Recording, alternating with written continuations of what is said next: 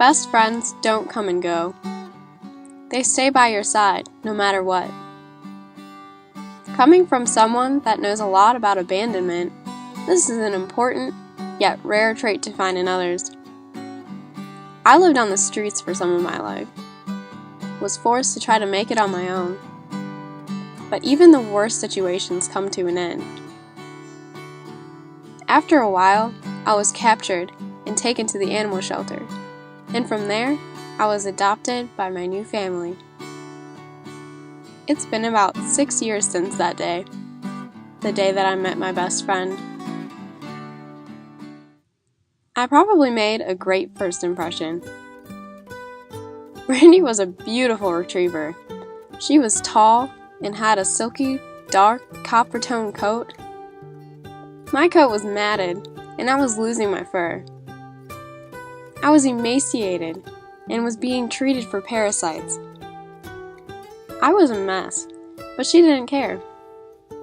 She welcomed me from the very beginning.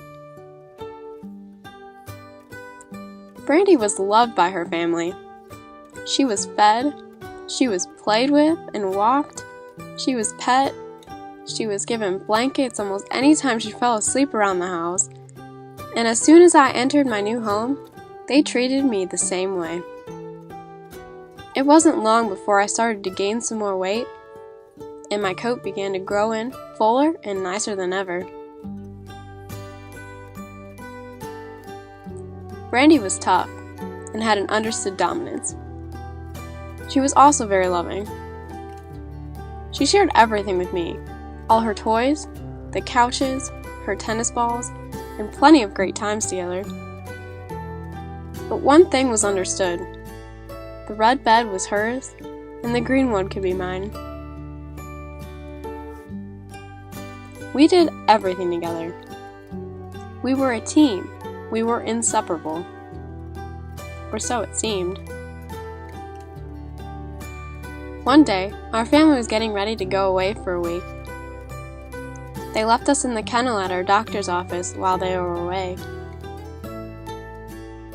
This has worked out for us many times before. This time, it was different. Brandy was feeling sick. After our family returned, the doctor continued to run tests on her. One day, my family received a phone call. Brandy was diagnosed with lymphoma. What next? The dog that has been a huge part of my life for what seemed like forever. The dog that helped me to feel like part of a family. The dog that helped me to feel loved again and has become my best friend, I am now going to have to say goodbye to? Part of me was in denial that this was even real. Brandy had such a positive and playful attitude that it was hard to tell if this was even real. She still acted as if she was a young pup. She seemed just fine, and I wanted her to be. After a while, the effects started to show. She would sleep all day. She seemed frail and lethargic. She was sick, and you could see it in her eyes. Then, Brandy stopped eating. She loved food. This was not like her. All her favorite foods and snacks, she would not even budge. She would try to eat and then spit it back out. She was fighting so hard to stay with us, but I knew that it was time for her to leave. One night, after our dad came in, they took her in the car, and she never came back.